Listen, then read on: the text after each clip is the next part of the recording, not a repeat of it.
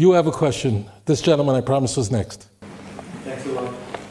So I have two parts from the Tanakh that I want to also quote and ask you about it. But first I want to start with this. At the beginning there was no Christianity. At the beginning there was no Jesus. You said... Just say the beginning, I don't know, the beginning of the first century or the beginning of the world? Oh, first century, okay. Is there any... So let's go to your question, go ahead. Now we go to the two scriptures of the Tanakh. We have... I will start with Daniel. Yeah? Is Daniel the truth?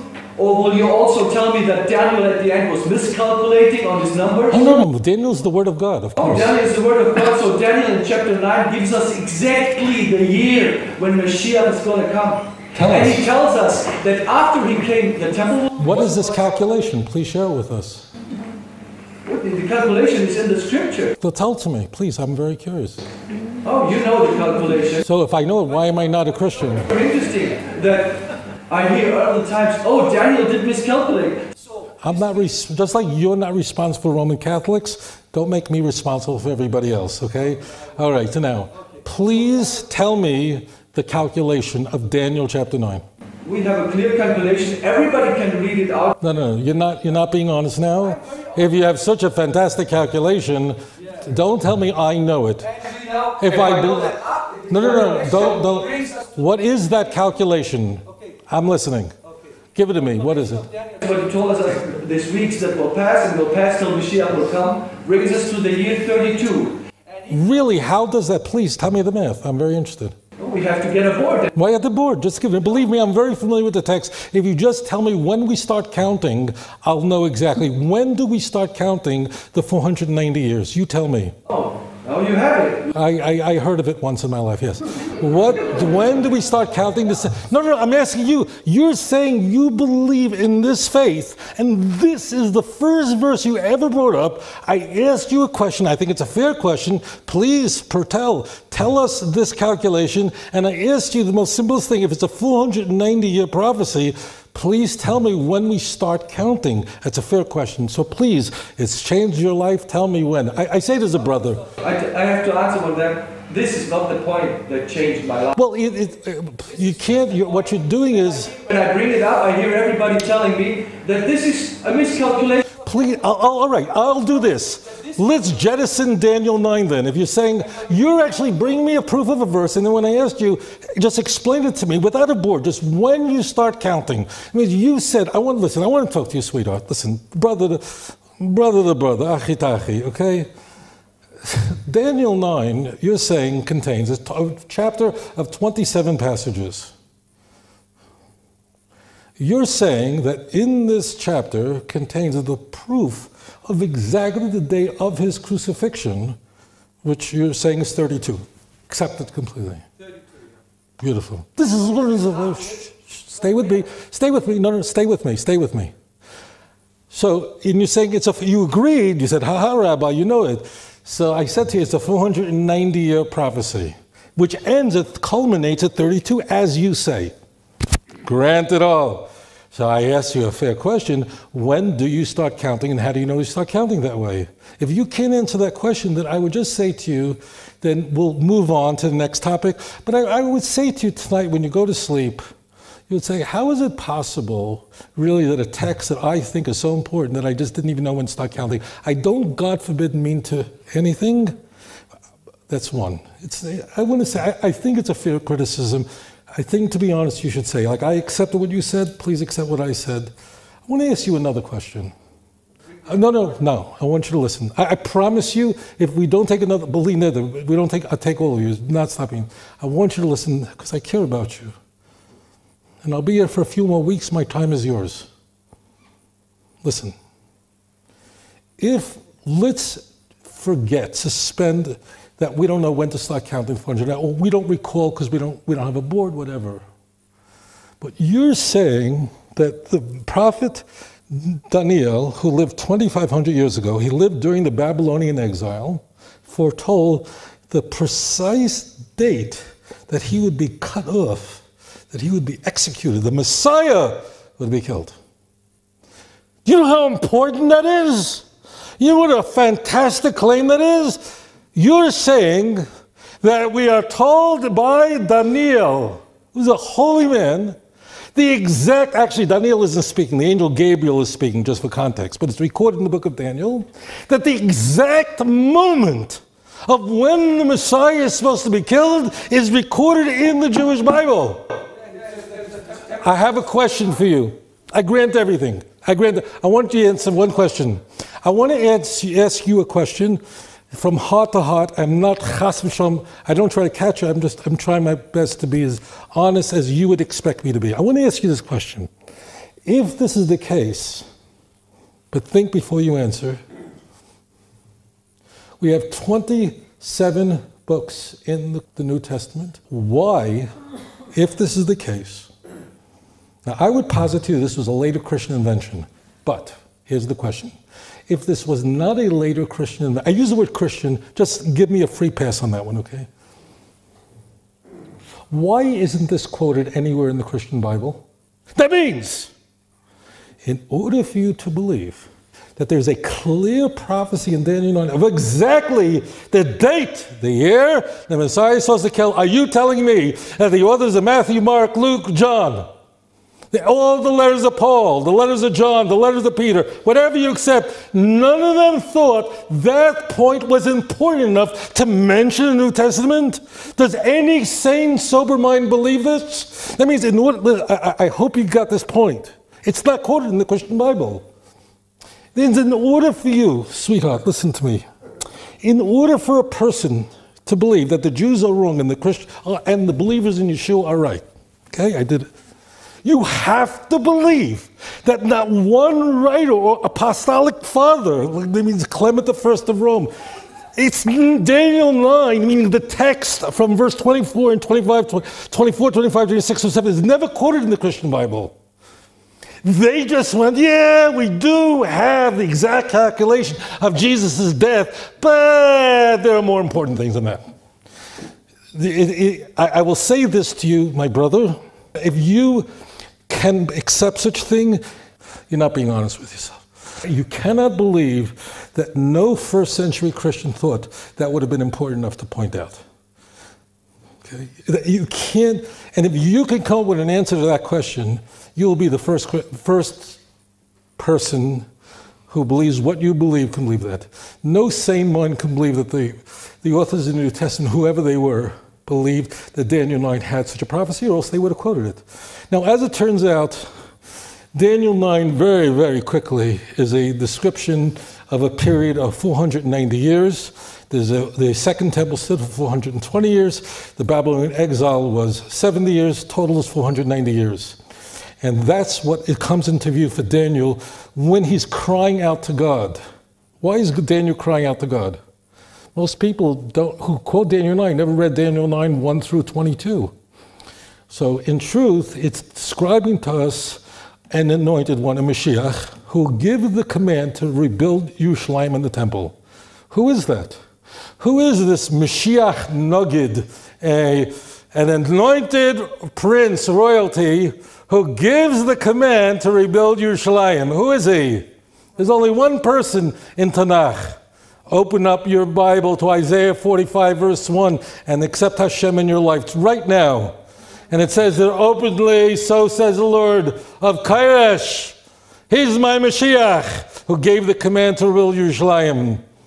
That's who it is. What the church did was, they took the word Mashiach appears in Tanakh 39 times. And all 37 other times, it's translated as anointed. As it turns out, the word Mashiach appears more frequently in the book of Leviticus than any other book, because it's the Kohanim who are frequently called the Mashiach, or HaMashiach. So in all other places, all the good Christian Bibles translated as anointed, and only here they translate it as Messiah, capital M, all those things, a capital letter in the Hebrew language, they stick it in there. Then they put a definite article, it doesn't say HaMashiach, but it's the Messiah. There's a corruption of epic proportions. But I just ask you the question, think, Why would Christians in the first century not think this was an important enough passage to quote? The answer is it starts with the destruction of the first temple. Read Daniel chapter 1, verses 1 and Daniel 9, verses 1 and 2. And it ends with the destruction of the temple. My gosh.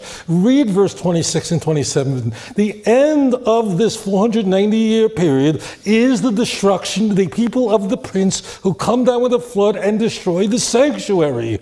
Well, what sanctuary was destroyed in the year 32? And the answer, there was none. There was no temple. The Beis HaMikdash wasn't destroyed for another 40 years. That's 5 more weeks. It doesn't work. Now, are you today going to change your mind? Or are you today going to turn to Torah Judaism? I don't know. But at least I implore you from heart to heart, please consider my words.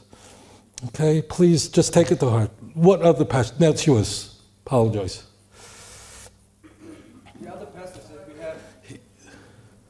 This is more important for a moment. Stay. I'm telling you, Mamish, there's no flight left for me tonight. I'm not going. Go, sweetheart.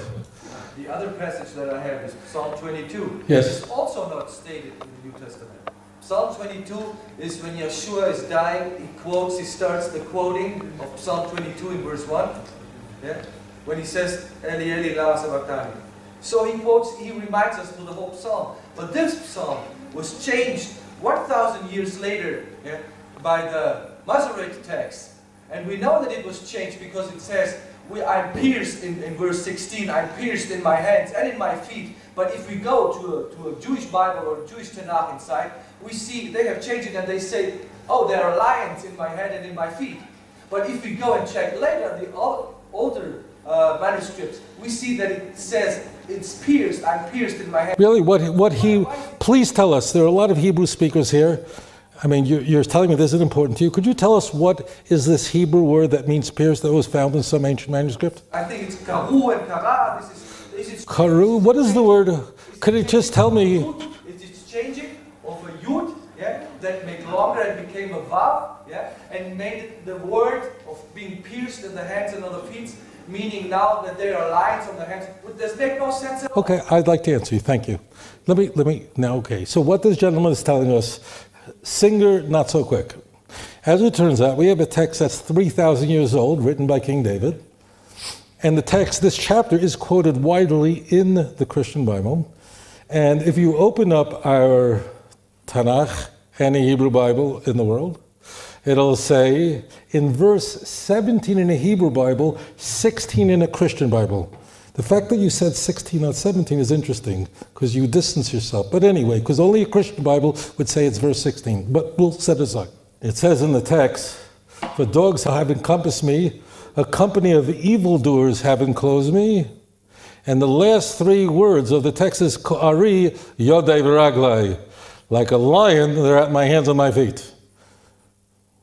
What does that mean? Well, if you're familiar with the chapter, you'd know that the lion theme is everywhere. Does anybody have a Tanakh open? If you open Psalm 22:14 for a moment, it'll be interesting. You're saying it really doesn't say Ko'ari there. It says really not like a lion that reminds my feet, but they pierced my hands and my feet, which certainly does sound like a crucifixion. Okay. Then you said that the Hebrew Masoretic texts all have been changed. And originally that's what it said. Before I even go into this, why isn't this quoted in the Christian Bible? That means if first century Christians believed that it said, that means if we're lying and the first followers of Yeshua, okay, I played by the rules, believe that said they pierced my hands and my feet, you have to believe that they didn't think that was an important enough verse to quote. Not inconceivable, number one. Number two is what you're saying is not correct. As it turns out, every single Tanakh in the world, anywhere, Masoretic or otherwise, the next time you're at the Western Wall, you'll go into the men's section, that little tunnel that goes in, you know, on the left side? And you walk in a few bookcases down, there's an entrance and there's a scroll there. That's not a Masoretic text. There's no vowels, there's no dots, there's no nekudot, there's no trap, nothing. And you'll have the exact same word.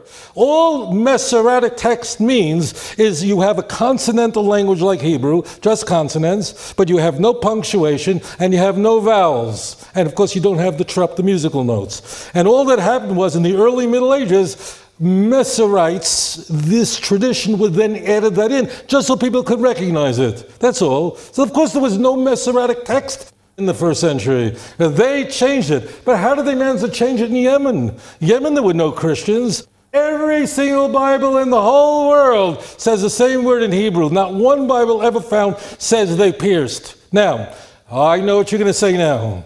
And I'll say it. Don't be offended. I'll articulate it better than you. I'll play the other side for you. So they'll go, hold on right now. As it turns out, there is a fragment that was found in Nachal Hever. Nachal Hever is not as old as the letter as Qumran. So Qumran will be first, second century BC. Nachal Hever is between the two wars, so it's a couple centuries later. And we have a fragment 5/6, HEVPSA. And it seems there that the Yud of Ko'ari, Kof Aleph Resh Yud, is a little bit longer. This is what you said. I don't want to misrepresent, right? I'm honest. The Yud, you know, if you take a Yud, so the Yud has a spitzel on the bottom. Has a little bit, right? But let's say you take the Yud all the way to the bottom, then you don't have Ko'ari, you have Ko'aru. And Ko'aru, you just argued, means pierced. This is Sheker v'chazav is a lie. Kaf Aleph Resh Vav. What does that word mean? Anybody? What is the word in Hebrew where I'm standing here in the land of Israel, filled with Hebrew speakers? You all don't tell me none of you speak Hebrew. Kaf Aleph Resh Vav. What does this word mean? Nothing. It means nothing. There is no such word. I'm not going to get into it. You can't have a verb with the aleph in it as the root. I don't want to get complicated. There is no such word. You have been lied to.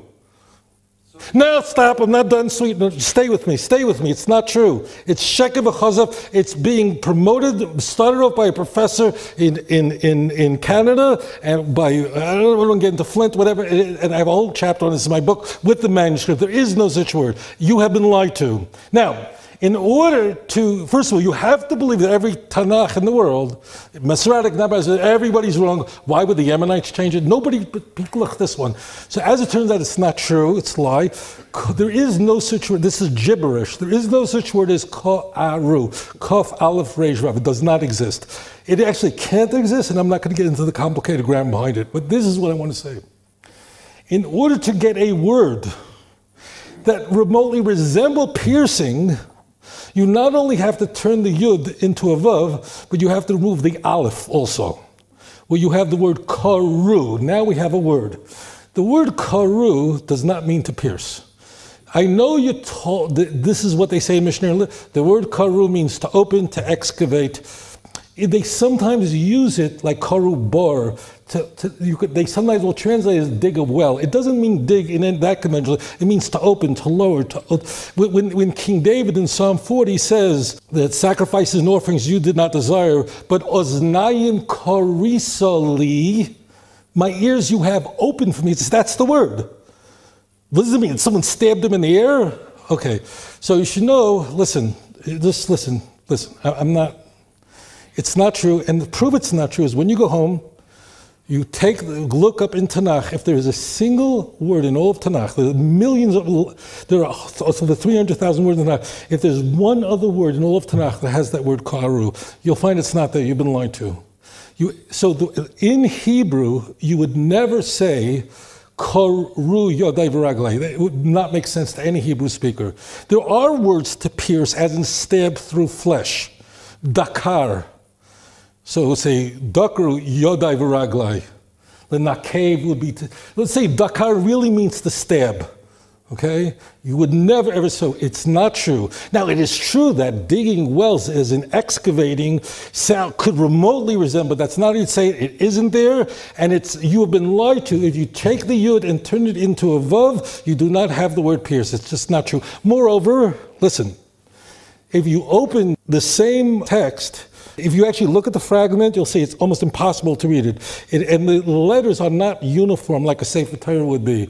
We have much better uniform text in Qumran. And it's also filled with misspellings. The next word is Yodai. Yud, Daled, Yud, my hands. If you go to that Nachachever fragment, if you don't have it, I'll email it to you. The scribe who wrote it, now he's writing in the middle of a desert, so maybe he did a better job than I would do.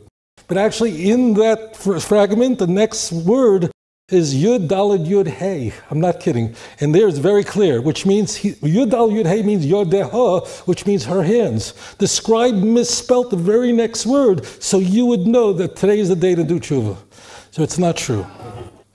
Moreover, you have to understand this. Again, if this is such an important text, a prophecy that the Messiah is to be pierced, you have to believe that no Christian writer in the first century thought that that was important enough to quote. And they're quoting from Psalm 22, the cry of dereliction from Mark is in there. They parted my clothing, and we find in John. It's all over. Psalm 22 was cherished by first century Christians. They're saying, yeah, it says they pierced my hands and my feet. No, the church has lied.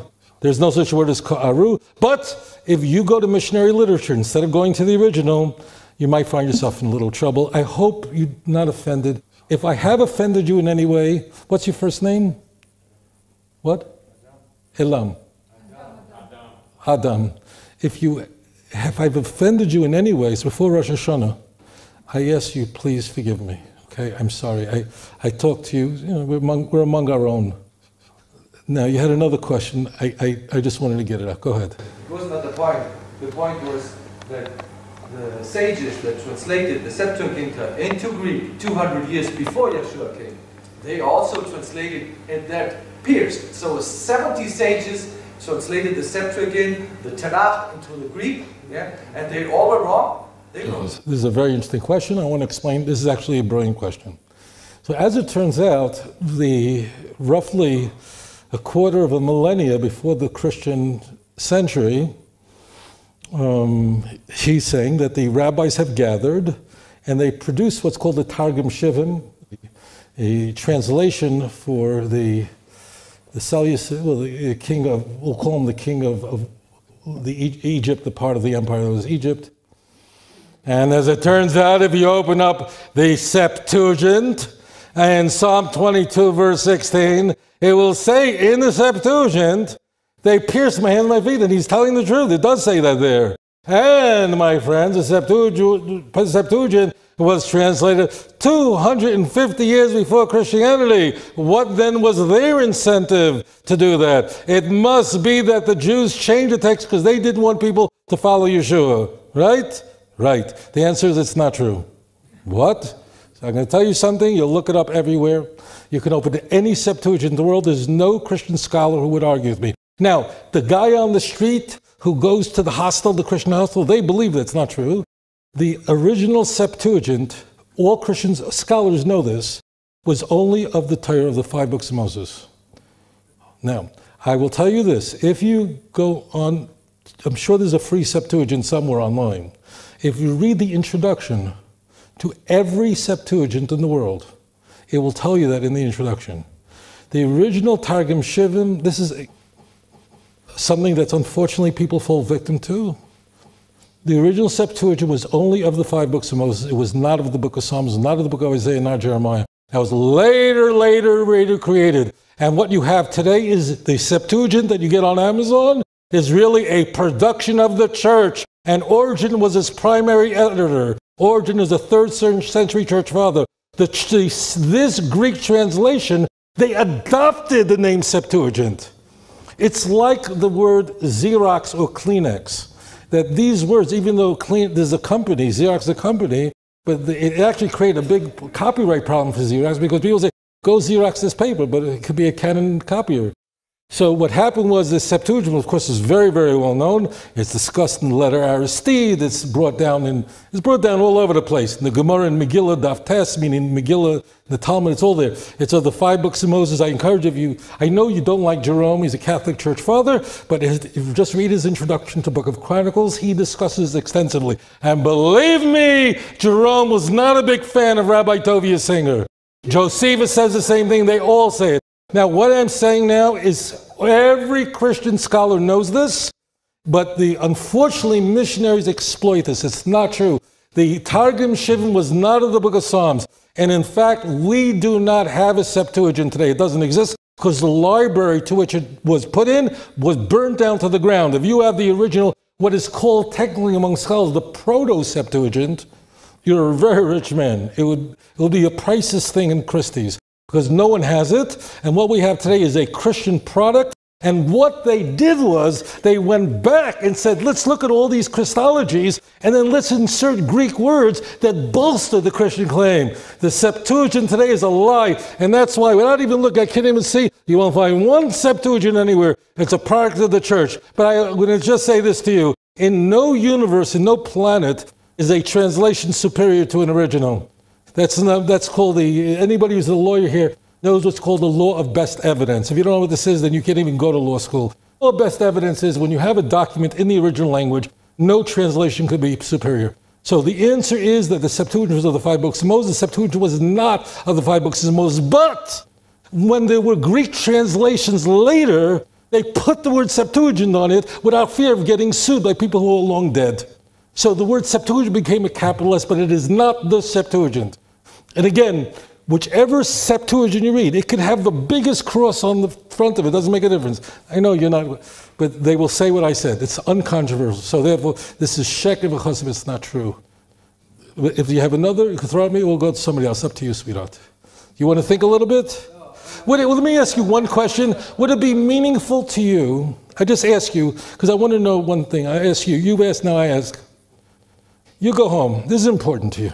Because you believe Jesus is God and he's not.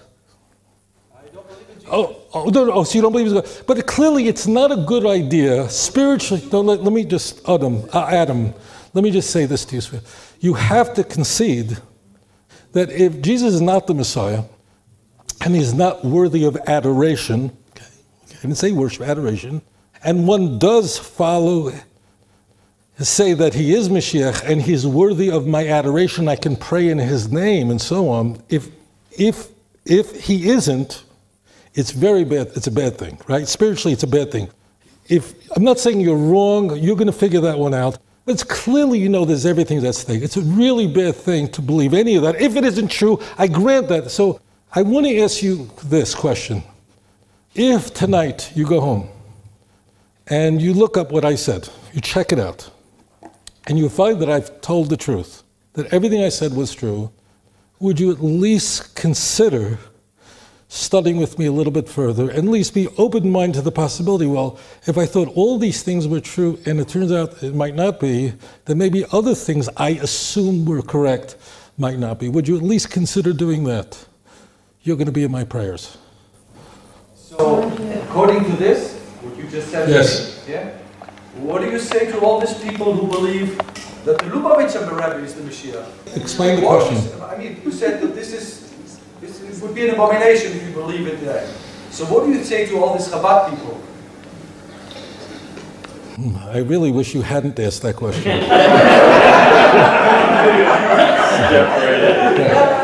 I'm not going to lie to you. When the Rebbe, who I met many times and loved him very, very much, and why he thought I was worthy of time with him, I'm not sure, but I'm very grateful that I did. It is possible, given that in every generation is someone who's ready to be the Mashiach, in every generation. So that's why Mashiach is called a branch. Why? Where's the branch? Because like a tree has so many branches, there's so many people who could be the Mashiach. In every generation, someone else has to rise up. That possibly, maybe if the generation had deserved it, then maybe he could have been the Mashiach for that generation. I answered you directly. But as it turned out, the generation didn't deserve it because of what it says in Isaiah 59, verse 19 and 20. That a Redeemer will come to Zion, to those who repent in Jacob, and the Jews were not worthy of him. It's possible. I don't know this. But what happened was, unfortunately, there were people that whatever the Rebbe did, that became what the Messiah was supposed to do. So when he became ill, I remember when he had the stroke, and then the second very catastrophic stroke, where the doctors, he was staying at that hospital in New York, the doctor said he was very, very ill, And whatever the report was, we're going back many years, and there was not possible for him to recover. That means that medically, it was impossible that he was ever recovered from that later stroke. So I remember in front of the hospital, that wasn't Mount Sinai, I forget which one it was called. Anyways, in front of the hospital, there were his followers. What hospital? Beth Israel, right? It was Beth Israel in Lower New York. He had the whole floor to himself. It was an amazing thing. So outside the hospital, they were saying, the Rebbe cannot die, it's impossible. And in fact, this will be the miracle. Those who are old enough to remember this know I'm not misrepresenting what occurred. They said, in fact, the Rebbe is going to miraculously recover because the Messiah can't die, listen, and that will be the sign that he's the Mashiach. Those who remember, no, I'm telling the truth. Then what happened was, he died. And I said, so then, unfortunately, a sect from that came out and said, aha, he's supposed to die. So what happened was, now I hope, I don't know what percentage of people who are Lubavitchers today believe this. I hope it's small, but I don't know. I don't know, but it's very clear what happened was that whatever he did or happened to him defined what the Mashiach is supposed to be, rather than let's go to the text and then say this is what the Mashiach is supposed to do. And that was unfortunate. So you're raising a very painful moment in Jewish history, but do you know what a red herring is? So a red herring was used, dead fish stink, and when they wanted to throw off the bloodhounds from following the proper scent, they would drag a herring across the ground, which would then misguide the bloodhounds, and they would follow that smell instead of the proper scent. So granted that there's not one person in this room that believes this, and you know that everyone besides this sect believes this is a tragedy that people still think he's the Messiah, and the closest people to the Rebbe, like Rev Karinsky, rejected this as something horrible, and Chabadniks ask me, you know what they say to me, Lubavitchers? Say, Rabbi, why don't you speak more about this Mishachista problem? That people say the Rebbe is still Messiah. They believe it's a disgrace to his memory. So this is certainly unfortunate, but it is truly a red herring because we don't accept that as a truthful belief. Now, so therefore, it's not a fair argument. I don't believe it. So this is what's called a false dichotomy. It's just incorrect. We don't believe it. And now there are other things about it. No one believes it. Even those who believe it, none of them I ever heard of ever told me that he died for anybody's sins or any of that stuff. So that's not. We don't have the Christologies. I'm sorry, but it's just the convenient. I have to use conventional language. None of the Christologies are ensconced in this movement. And I pray that Chabadniks who are doing so much good, that those who still hold on to it would jettison it. Of course I do. But it is not fair, just like it would not be fair if I included you in Roman Catholicism. It's bad because I don't want to say, but it would not be fair for me to attach you to beliefs that you don't hold, right? It wouldn't be fair. If I said you're responsible for what other people do, you'd say, Rabbi, you're not being fair. I ask you to accord me the same respect. And that it's not a fair argument to ask you about a group that is very problematic to the religious Jewish community. It also is not the same. Okay, no, but it is a problem, but it is a red herring. And you know, I don't believe this, and I don't know everyone here, but it's very unlikely there are anybody in here who believes that. Just like I accorded you the respect of not making you responsible, Paul, don't make me responsible for that, okay? Fair? Fair, okay. Let's continue, let's change the topic. You're very important to me. Would you agree, would you be willing to, I just asked you a question, sweetheart. Would you be willing to, I'm going to be here in Eretz Yisrael for a little bit, sit and study with me? Would you? Would you? Yes? Whatever we talk is you and me, just like now. I'm joking. That will really be between you and me, because you're asking very important questions. And if there's any question you want to ask publicly, now you can. because you're more important to me than I think almost anyone else here, because I'm not going to lie to you, but if you want, you can ask another question now, or we're going to move on to the next person. Do you want to continue? You tell me what to do. Everybody can make himself a sincere prayer for his heart. Am I right with that? Say it again. Am I right with that? That everybody that is here in the room can make a sincere prayer from his heart to HaShem, yeah, and ask him to reveal who is the Mashiach? Can I ask you a question, and I'll accept your answer? Let's say you did. Let's say I did pray, and a voice came to me and said that Hare Krishna is a true deity, and Hanuman, the monkey god of Hinduism, is the truth. Should I follow it? You tell me. I pray, I literally, Hanuman, the monkey god of Hinduism, which is venerated in Bali, very close to where I live. I'm asking you a fair question. I'm using your criteria. Do we have in Tanakh ever such a thing? Or do we have in Tanakh, don't follow your heart because it'll lead you astray? And Jeremiah is saying that the heart is a very wicked thing. Do not go after your heart and lead you astray. What should I do if I pray and the Virgin Mary appears to me as she appears to everybody else over pancakes in the Philippines every day? So I'm asking you honestly, is this really a biblical criteria? Like, what do I do? If you prayed tonight, show me the truth, and Hare Krishna came to you, would you become a Hare Krishna? No. So why would you ever ask me to accept? Why would you, sweetheart, is it the Bible or our authority or not? Okay, then don't tell me to pray and wait for a personal revelation. No, I'm right. I love you, Adam, but this one you're wrong on. It wasn't fair. Let's be honest. This one, everything else, I had to explain things. You cannot say, oh yeah, only if you come up with my version of Yeshua, then follow your heart. But if you come with anything else, don't follow it. We don't have that. The Bible is our authority, yes or no? Is it sola scriptura? The Bible alone is our authority. Only it. So why would you tell me go pray tonight? And what happens if I pray tonight? Ali Baba from India come to me. What am I supposed to do? Go shave my head off and move to India? No, come on. We don't do this. We are following the Bible here. No, I have to say, Tovia, you're right on that one. Be honest. I'm right. We don't do such things. This, my friend, this is it. That's it. That's it. No praying to yourself and waiting for revelations. Nothing. If the prophet ever had a so-called revelation, what he said, follow other gods your fathers didn't know. Don't keep his orders. Do not follow the words of that prophet or dream of dreams. I am only testing you to see if you really love me. We don't do such things. It's not biblical. We follow the Bible on, okay? Fair, that one. We're going to talk after. A lot of love. Yes, sir. And by the way, thank you so much for having the courage to do this. Mamish.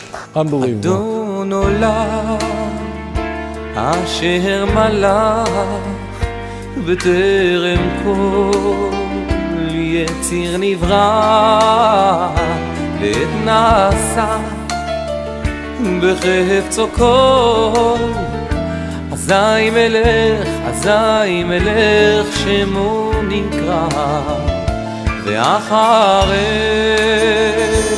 ככלות הכל לבדו ימלוך נורא